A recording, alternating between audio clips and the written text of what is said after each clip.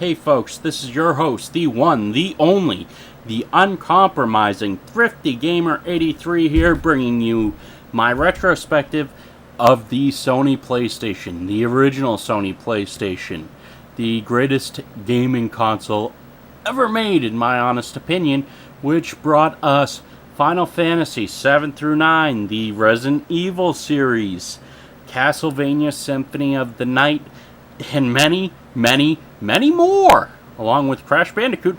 But hey folks, really, the PlayStation was the turning point for CD-ROM based gaming. It made it palatable.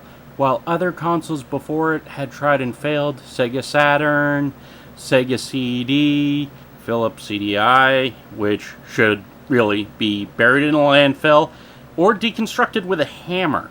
But that's neither here nor there.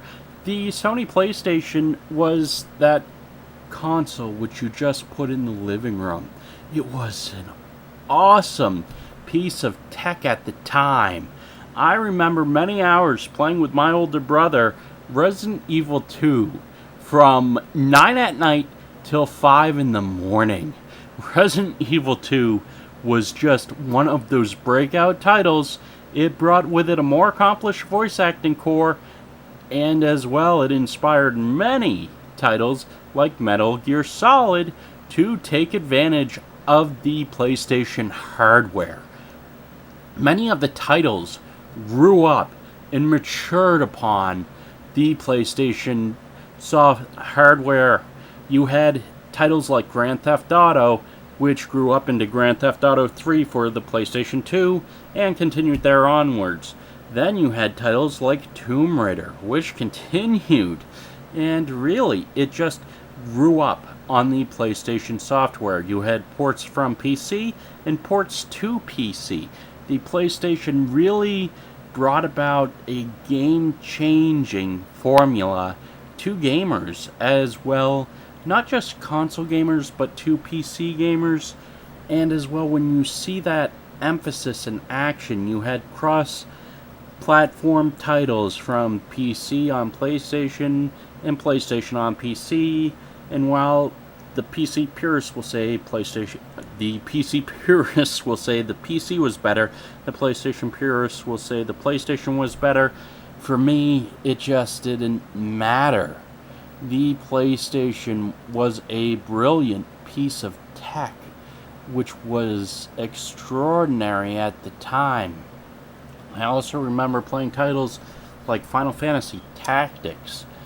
Well, one day I played it from 9 at night till 9 in the morning.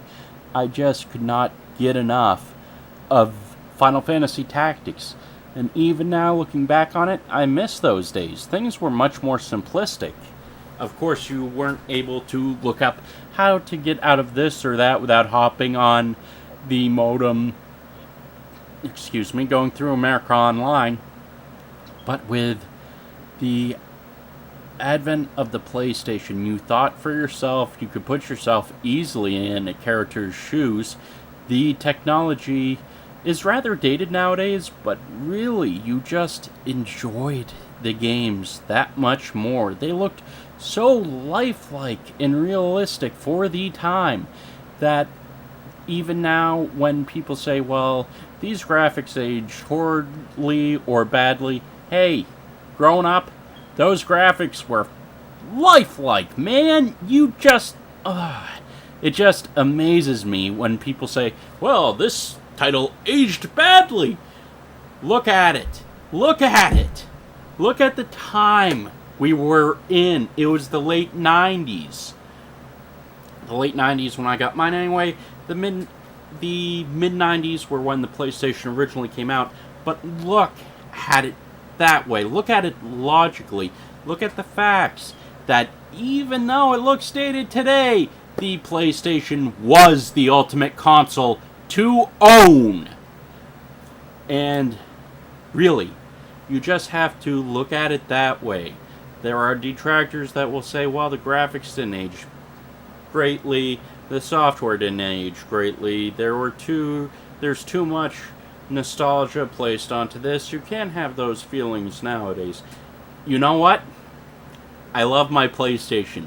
I still love playing Siphon Filter. I still love playing Resident Evil 2 and scaring the crap out of myself. So really, if you have the opinion that maybe, the graphics aged terribly or badly, why are you playing it? Really? If you are that critical of a point in time which made it palatable for CD-based gamers that really pushed the envelope of life-like characters, which really brought us something that did away with the commonality that we had seen before, games like Final Fantasy VIII pushed that envelope of lifelike characters. And yet, here we are now. I love the PlayStation. I don't care if it looks dated or aged. I will always love playing my PlayStation. I will always remember what it felt like, how lifelike the visuals looked, how really intensively everything had been worked upon. It was that, wow. You just look at the games and Squaresoft took their time. IDOS took their time. Core took their time. And yet, here I am just looking at it and saying, wow! I remember when I used to play this with my older brother. I remember when I used to play this with my older sister. It's something that you just enjoy playing. And as a long-suffering Bills fan, that's when we were last relevant. So I can really look upon those times with happiness. The late 90s were just amazing for gamers. You had a lot to choose from, and you actually had competition in arenas such as football games, sports games. You had the Madden franchise, but you also had Game Day. And Game Day had much better secondary AI, which was far ahead of its time, than Madden did. And now, to say it's just lost is too much for me, because I really enjoyed the competition and rivalry between Game Day fans and Madden fans, and how we could both agree, yeah, Madden has a better defensive line intelligence, but Game Day has a better secondary intelligence for the defensive layer. When you look at it that way, when you look at it optimistically and see it from both sides, for gaming, that's where you agree with each other. That's where you shake hands.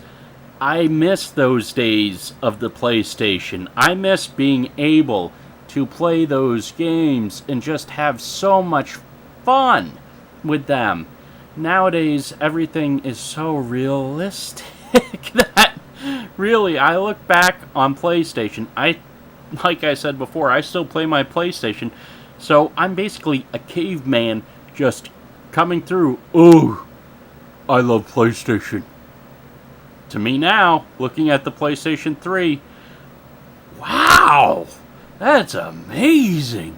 But I still stick by my original PlayStation. I stick by the lifelike visuals for the time. Alright folks, rant, rave, love, hate. I am your host, ThriftyGamer83. If there's any other topics you want me to cover, let me know. Have a good one.